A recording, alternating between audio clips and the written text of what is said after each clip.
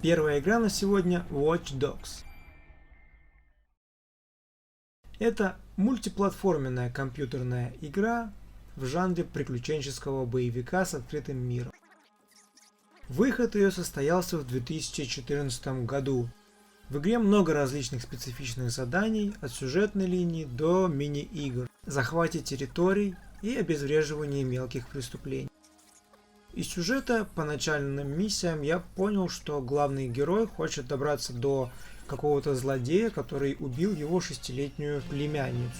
Возможно, я пока что не дошел до какого-то фрагмента, и мои данные немного меня обманывают. Игра получилась довольно хорошая и интересная. Главный ее минус – это плохая физика вождения, то есть машины рулятся очень неестественно. А с другой стороны, главный плюс игры – это то, что у нее есть полная русская озвучка. То есть нам больше не придется ехать за рулем и читать субтитры, только слушаем звуком. Если вы ни разу не играли в Watch Dogs, то можете смело скачивать и покорять просторы хакерского города. В игре есть возможность проникновения в телефоны NPC, обворовывать их или спасать от преступников. Ведь как звучит, наш персонаж прям герой, но иногда подворовывает. Что сказать про мини-игры, я пока попробовал лишь две. Одна из которых это уследить за шариком под стаканом. Мой батя всегда таких людей называл шарлатанами. И вторая мини-игра мне очень сильно напомнила Saints Row своими красками. Ее задача сбить как можно больше людей и не дать словить себя копом. Скажите же, похоже, очень сильно похоже. Только единственное, в Saints Row основной цвет был фиолетовый, а здесь такой типа оранжево-красный какой-то. Но в целом мне очень сильно напомнило серию игр Saints Row. В общем, годно. Это история о человеке по имени Стэнли. Стэнли, или сотрудник номер 427, работал в одной фирме, занимающей огромное здание.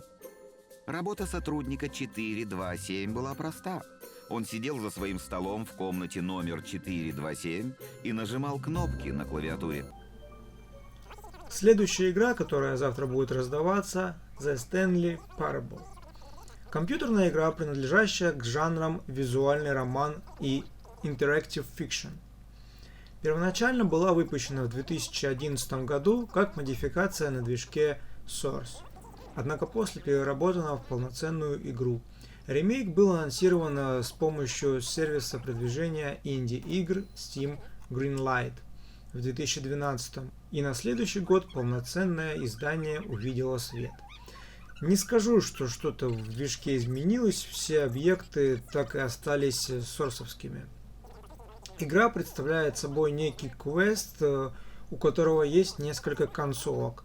Сама идея интересная, но двигаться снова и снова по одинаковым локациям с целью узнать новую концовку не очень-то интересно. Уж лучше просто посмотреть на ютубе все концовки, если стало прям интересно. Трэш. Уже завтра в 19:00 по МСК Epic Games будут раздавать эти две игры у себя в лаунчере. Я думаю, их обе заберут абсолютно все, но уж скачивать и играть я советую Watch Dogs. А мы продолжаем. Далее игры из прошлых раздач. Итак, Rayman Legends. Игра, вышедшая еще в 2013 году. На данный момент она до сих пор в цене, ее стоимость в магазинах целых 999 рублей. По факту это обычный платформер, но кто же из вас не играл в легендарную игру Rayman?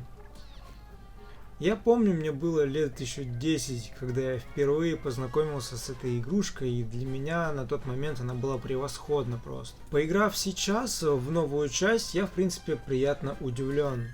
Да, мне совсем не нравятся платформеры на ПК, но в рамках сравнения с другими подобными играми могу сказать, что данная игра сделана качественно. Миссии усложняются, интерес во время прохождения не пропадает. Я добавил новые обозначения, так что игра not bad.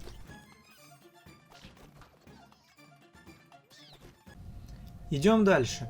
Игра Alan Wake's American Nightmare. Игра 2012 года в жанре хоррор, экшон и шутер. В магазине обойдется на сегодняшний день всего в 205 рублей. Это продолжение предыдущей части, где главный герой оказывается в вымышленном городе и, встречая неприятности, пытается разобраться в сюжете. Так как он писатель, все это лишь его фантазии. 2012 год на связи, графоне нравится. Во время прохождения есть интересные реплики, хорошие идеи и много одержимых, которые пытаются достать тебя, но очень боятся света. Вампиры не иначе. Не понравилось мне отсутствие русского, так что без знания английского тебе вряд ли понравится. И плохое управление, но это, возможно, дело привычки. В целом, годно.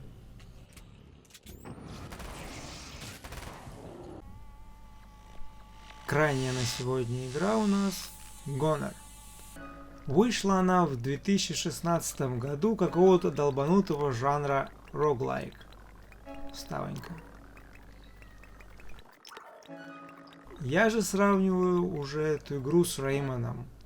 И честно, не смог провести в ней более 10 минут. Бегаешь, пуляешь желешкой в противников, чтобы добраться до кишечника, который тебя сожрет. Ну, в общем, не буду тратить ни свое, ни ваше время. Полный трэш.